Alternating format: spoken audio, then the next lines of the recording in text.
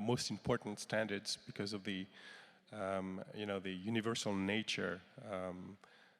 TLS is just everywhere. So it's very important for us as the first example of an area for crypto standardization to keep up about what is being done with TLS.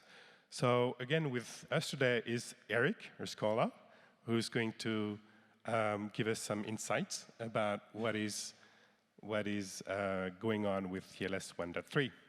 So thank you very much for accepting to be here. Thank you. I'm trying to find this place that's not too creepy with the sound.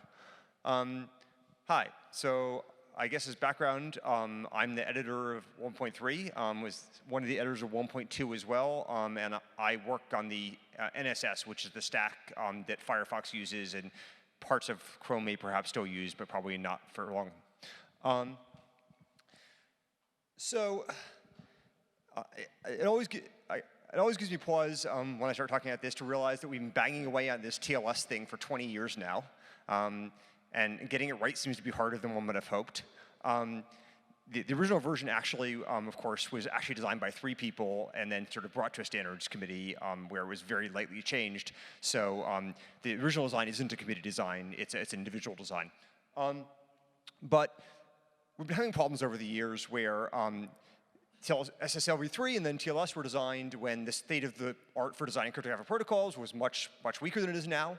And turns out there are a lot of mistakes, and ranging from old algorithms to sort of protocol issues. And so there's been this progressive series of problems people have found with the protocol.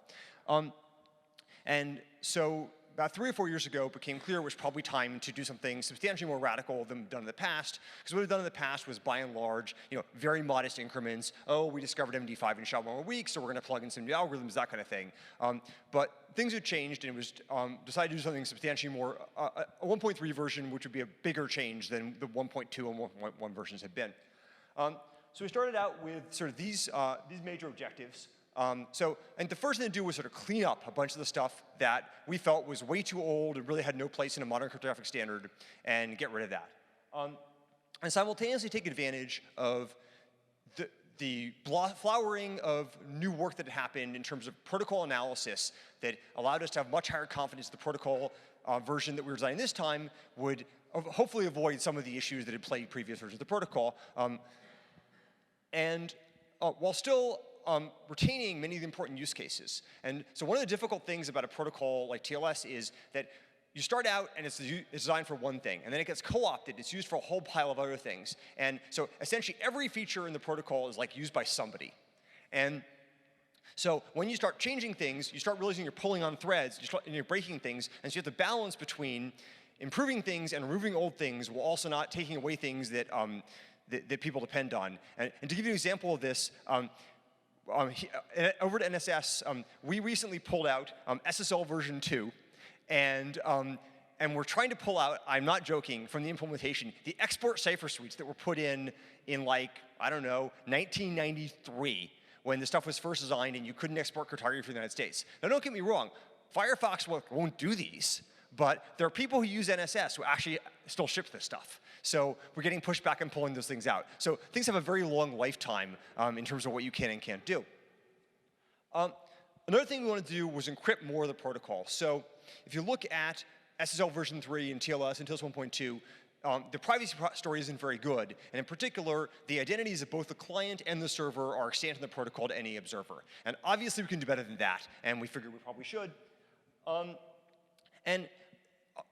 So all those are good things, and those are all improvements. But one of the things we found over the years is that people are very reluctant to take new versions of anything whatsoever. And in particular, the rollout of TLS 1.1 and 1.2, despite having significant advantages, has been slow. Now we're getting pretty close to universal penetration for these things, largely due to a lot of pressure by the browsers and the servers. Notice I'm only talking about browsers. The situation outside of browsers, outside of the web, is much, much worse. So it's very important to give people something that actually makes them want to take the protocol, and more secure turns out not to be a very good advertising point, unfortunately, even though it's a security protocol. What is important to people, however, is performance, and in particular, latency. So I'll talk about that for a while, but the higher bit here is that we're aiming to shoot for reducing the latency of the protocol by basically 1 round trip across the board, which is a huge amount of time. That's like order 50, 100 milliseconds. And like I can show you, I don't have the hand, but Google has plenty of data showing this makes a huge difference in terms of people's activation. One thing I want to focus on today is sort of this point about analysis, and this is the main area where we've been engaging with academic and research communities over this process. So, as I sort of implied earlier, one of the very high order bits is don't break things people already use. So if we design, as I said, there's been a series of papers showing difficulties in TLS. If TLS 1.3 is only usable for, say, 75% of the use cases TLS 1.2 is usable for, what will happen will be that I'll be back here in a year and a half talking about TLS version 1.2.1, which is the patch we had to do to 1.2 because we couldn't get people to take 1.3. So it's critically important that we build something that is sort of exterior surface compatible to TLS 1.2, even if it's not interior compatible. What does this actually mean? It means it has to be basically safe as your TLS 1.3 server to talk to any client, like however down rev they are. And as a TLS 1.3 client, it has to be safe to offer TLS 1.3 to most of the servers in the world without having them choke on you. I say most. The data here is incredibly terrible, and it turns out that if you offer essentially anything outside of the mainstream options to some TLS servers, they choke. And they choke in a really, really horrible way, which is they send you like a TCP RST packet. Instead, they don't send you, they just completely vomit all over you. And so browsers have for years done something which is, academics are shocked when I tell them this, but here's what a browser does if you, or at least used to do and will again, if it offers, say, TLS 1.2 with like the full suite of extensions to a server, and the server sends you a TCP level reset. What it does is it reconnects with, say, TLS version 1.1 or TLS version 1.0 with a smaller, more narrowly tailored suite of options that is that it believes is safer. And this, in fact, has had a transition from RC4 to no RC4 was accomplished, which is there are servers which will not accept any cipher other than RC4. And so if you, however, there are many other servers which, although they will accept AES, prefer RC4. And so if you offer, and so what happens is if you offer them RC4 and AES, they take RC4. And so, so what you really like is to have AES every possible. What you do is you offer AES only, and then if the server says, oh, listen, I'm sorry, I just can't communicate with you, then you offer RC4. And that's how we made the transition from a lot of RC4 to almost no RC4. This also has to be a drop-in. That is, it has to be you get your new version of OpenSSL, and maybe there's a switch you flip, but the bottom line is now you're using 1.2 and now you're using 1.3, which means you have to use the same certificates. We can't require everybody to get new certificates, or this is never, ever going to work. For some cases, it might require some reconfiguration, especially for new features like zero round trip, but this should be something that's easy to do and easy to figure out, not complicated.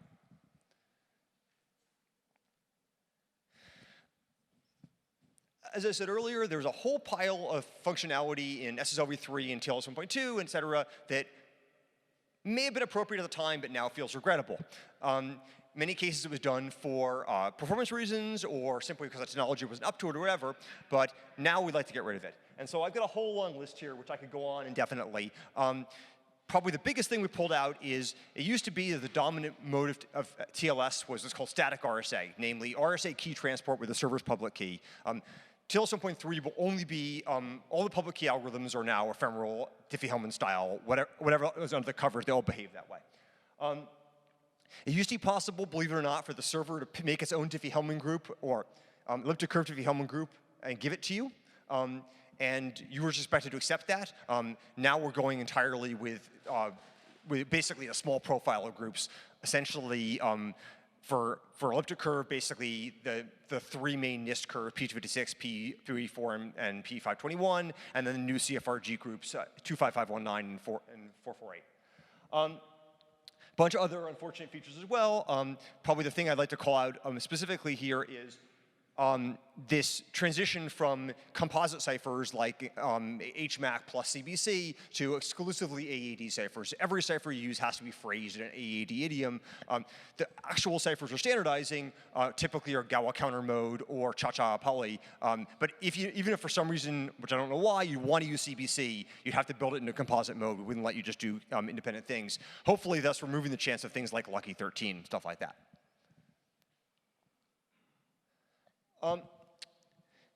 I said that performance is a big consideration. An obvious observation about TLS 1.2 is that a huge amount of the time, the latency cost, is spent basically discovering what the server and client can jointly do. And the way the system is designed, it's as if the client had never talked to any other TLS server in the universe, let alone this one, and had no idea what the capabilities of servers actually were. And so the client just offers the server everything it knows how to do, and the server picks out of that list. But the truth of the matter is that actually most servers are configured in a relatively common way, and as we've narrowed the number of options, the number of different ways the server can be configured starts to shrink as well. So in particular, so this is an opportunity to basically shave off round trips if the client says, look, I know how most servers behave, and I'm going to configure myself in a way that a server can talk to me right away. So this is a really obvious observation, but if you only have a few Diffie-Hellman groups, and in particular, almost everybody's using P256 or 25519, then there's no reason in particular for the client to wait for the entire round trip to elicit the server's Diffie-Hellman share. So what instead the client does is the client basically picks one or more Diffie-Hellman shares from the groups that it is most happy with, and it simply offers them the server on the first message. So that gives us essentially a full round trip versus improvement right away.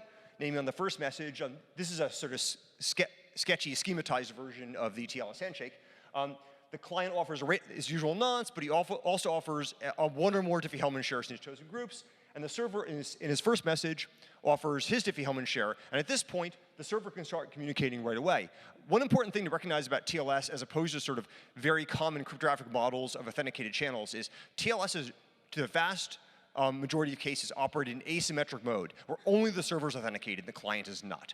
So the server is entirely uninterested in the client's identity at this point. And if the client is going to authenticate, the client will almost certainly authenticate not in the TLS layer, but in the HTTP channel, which follows with a password or something like that. So that gives us a huge amount of traction because the server can start sending data to the client because it's the same data you send to any client. And the example I usually give is, if someone connects to your web server, almost certainly the first thing they want is indexed HTML. They want the main page. And that applies for almost everybody. And so, so there's no reason for you to try to authenticate the client before you can do that. You can start sending right away. As usual, there's a signature over most of the transcript. And the keys are derived from some parts of the inputs to the message transcript as well. The current version, we hashed the entire transcript. That's currently under discussion. The server certificate is encrypted, but of course, because the server because anyone can simply imitate the client's response, an active attacker can typically elicit the server certificate under most circumstances. But at least for passive attackers, we have some protection here.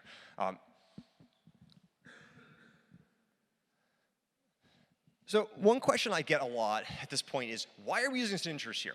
There are a lot of designs, if you look at like Quick or OPTLS v1, that are not signature-based, that involve basically the server having a public Diffie-Hellman key, and then use Diffie-Hellman agreement to demonstrate the server's identity rather than signature. So this is something that had an incredibly large amount of debate in the initial standardization process. And the first thing to recognize is there's going to be a signature somewhere, because you can't get Diffie-Hellman certificates. And so what the server has is an RSA or an ECDSA signature. So at the end of the day, they're going to need signing something. But that doesn't mean you couldn't have a Diffie-Hellman kind of a key exchange. If you look at how Quick works, for instance, they sign essentially a subcertificate. They basically sign a Diffie-Hellman share, which they publish. So you certainly could do that, and of course that is a big performance optimization if you have an RSA key. If you have an ECDSA key, it's not a substantial optimization because you're basically doing two Diffie-Hellmans or two signatures, and they're roughly comparable. So as I say, we went back and forth in this repeatedly, and what finally basically pushed people over the line was concerns about two things. One is compromise, turning temporary compromise of the server into permanent compromise of the server. So imagine you have a server which has a privilege-separated implementation, or which has the signing key in a hardware security module, something like that. In a TLS 1.2 implementation, if you compromise the server's key, well, you can decrypt the connections or impersonate the server during the period of compromise, but afterwards things are fine. If the compromise is recovered, even if you don't revoke the keys, the problem goes away. But in this case, what you do is you sign a subcertificate. Now you have permanent attack on the server, which is extremely bad. This doesn't sound really terrible until you realize that basically this applies to every server in the world, not just TLS 1.3 servers, because I attack a TLS 1.2 server and I pretend to be a TLS 1.3 server to the clients. So this pushed people back and forth, and then there was concerns about delegation, namely exactly how we'd phrase these grants, what would be the semantics of the signature, what would it say about who was entitled to use it, that and identity of the thing.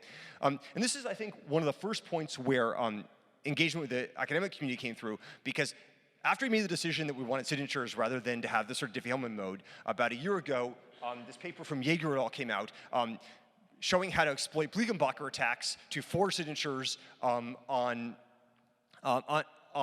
basically these subcertificates for both Quick and TLS 1.3. But the difference between TLS 1.3 and Quick here is that because TLS 1.3 requires an online signature, you have to have an incredibly fast oracle in order to mount an attack on 1.3. But because Quick requires an offline signature, basically this is a completely breaking attack on Quick if you have a server that has any kind of Blinkenbacher problem. So possibly we made the wrong decision is the one we've ended up with, but I think there is evidence that this is not necessarily a wrong decision.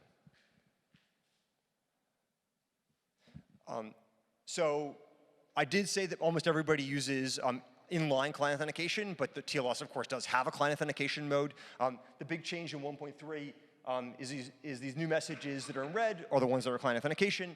And you'll notice, because they're italic, which is my idiom for encrypted, that the client certificate is now encrypted, which is, as I said, one of the reasons people didn't like client auth in TLS 1.2 was because these certificates were available to the attacker. And this, of course, because the certificate is encrypted under a key that is authenticated by the server. This is protected against a passive attacker as well as an active attacker. And worth hand-waving, this is basically the same Sigma pattern from Hugo Krawczyk's paper in 03 with a combination of the signature and the MAC. So back when SLv3 was designed, computers were much slower, obviously, and one of the things people were happy about was how much public key operations impacted the cost of your server.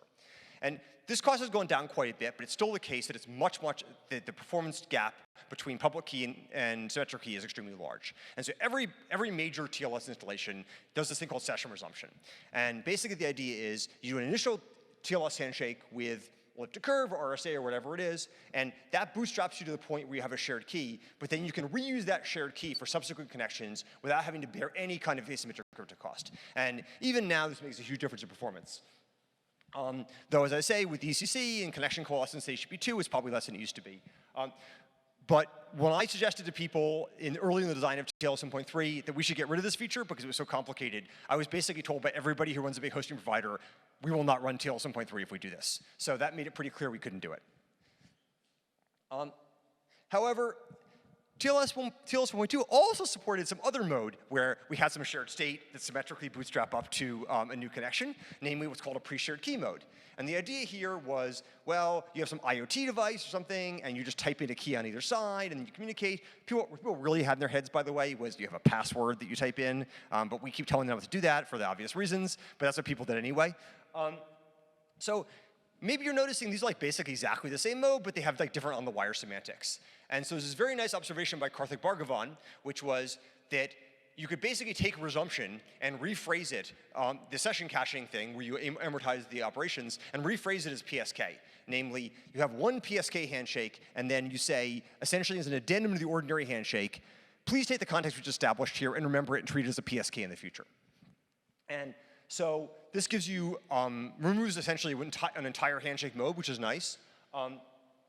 And also gives you the opportunity to bootstrap that authentication context, but also do Diffie-Hellman exchange if you want. So this is especially valuable if you have an RSA certificate where you've just gotten rid of the RSA signature, which is very expensive, and you still do the EC, which is relatively fast. So TLS 1.3 merges these. It also merges this feature called tickets. So it used to be when this session storage mechanism was first invented, the only way to do it was to have a big database in your server, which is really inconvenient. There were several papers and a specification showing how to basically offload that storage onto the client, and of course you can do that here as well. And one big change that 1.3 makes from 1.2, which I guess I forgot to mention, is in 1.2, this whole session caching mechanism was basically a threat to perfect forward secrecy. So the way it worked was you'd establish the key in the first connection, and then that key, which was used for subsequent connections, also could be used to decrypt the first connection. And so if someone broke into the server, like 23 hours after the first connection was established, they could go back in time and decrypt stuff. And so that was just like a misfeature, and it turns out it's really obvious and straightforward to derive separate keys and that are siblings but not related to each other, and store one in the disk and use the other one for this connection. And so 1.3 does that, of course. Yeah, I'll just skip that part. So again, I said that performance is the big sell here. Milliseconds are money. And Google went so far as to design an entirely new cryptographic protocol specifically to basically shave off one round trip. So initially, so of course this had to be a feature of 1.3, and in fact it was basically made clear to us by Google that it was an absolute condition of them switching to 1.3 for quick was having this functionality. So when we initially started designing this, we basically used the same kind of zero-round trip mode that Quick did, which is to say that the server had a long-term Diffie-Hellman key, and the client would generate Diffie-Hellman share, and you basically have, and you'd use the pair of the client's ephemeral and the server static for the zero-round trip data, and then the server's first round trip would return its own ephemeral, and then you'd be in PFS mode. But then it was because we had this pre-shared key resumption mechanism, we also had a second way of implicitly having a key for the first handshake, which was this pre-shared key. And so one of the things which often happens in standards is this sort of growing then shrinking process. As during the standards development, a whole bunch of things get thrown into the standards, people think they're good ideas. And then at the end, people start thinking, wow, this got really big, and maybe we could like take some things out. And so sort of simultaneously, within about a week of each other, I was like accosted by guys from Cloudflare and then by Cedric Fernet from Microsoft and Karthik Bhargavan from INRIA to tell me how stupid it was to have two mechanisms for this and to say, really, why don't we just get rid of this Diffie-Hellman thing, which seemed like a good idea at the time, because we have another thing, which is the PSK. And I could go on indefinitely, which I won't, about the merits of these two modes, but it turns out that after you think about it for a while, you realize that the PSK mode is essentially the same security properties as the Diffie-Hellman mode with regard to one, except for one technical point about how the client stores the data. And it's much simpler to implement and specify. And so there was very strong consensus at the working group meeting in Buenos Aires simply to remove all the zero-round trip Diffie-Hellman modes entirely and only do a PSK mode. So that's where things have gone, which has the nice feature that this is actually this conceptually looks a lot more like TLS 1.2 than previously it did, which also makes it easier to think about. So all that really happens here, which is a zero-round trip, is that basically in the client's first message, he says, look, this is the pre-shared key I'm going to use. And then there's this finished message which demonstrates proof of possession over the key. And then you just get to send an arbitrary amount of data enciphered into that key. Of course, they're nonces so that it's you know, fresh key material, et cetera. And then you just continue the rest of the handshake as it ordinarily is. So it's a pretty simple add-on mechanism. And there's also, of course, some way for the server to say, listen, I'm continuing with the handshake, but I've forgotten this key, so we're not going to be, so I'll be ignoring all the data you sent me here.